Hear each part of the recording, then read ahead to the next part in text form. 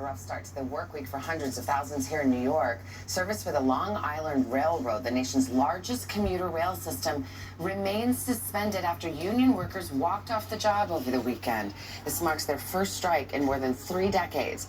NBC's Emilie Ikeda joins us now from Penn Station with where things stand this morning. Emilie, good morning to you.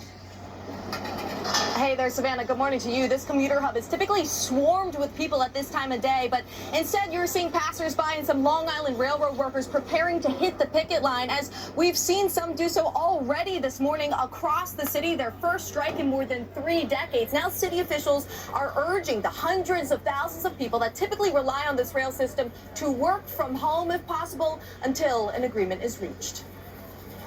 This morning, the nation's busiest commuter rail at a screeching halt. I'm very stressed. My commute was so crazy today. The Long Island Railroad shut down for a 3rd day after workers walked off the job over the weekend. What do we want? What do we want?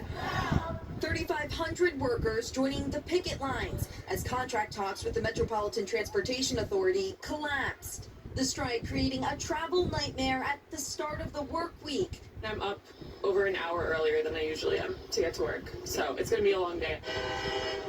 For the some 250,000 daily riders who depend on the rail system to commute between Long Island and New York City. People have school, people have work, people have lives. Commuters now scrambling for other options to get into Manhattan.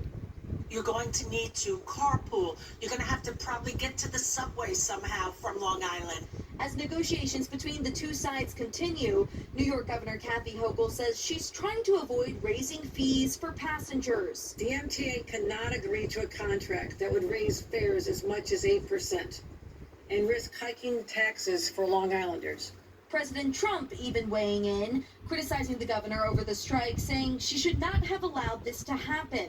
At the center of the dispute, pay raises. The MTA has offered a 3% increase, while the unions are pushing for 5%, on top of 3 years of retroactive raises already agreed upon. We absolutely refuse to make a deal that puts it on riders and taxpayers to fund outsized wage increases, which is far beyond what anyone else at the MTA is getting.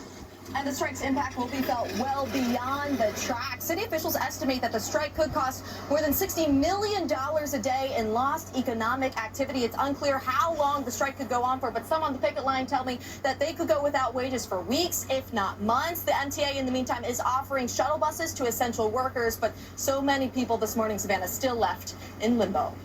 All right, Emilie Ikeda at Penn Station for us. Thank you. And we turn to politics now. A high-stakes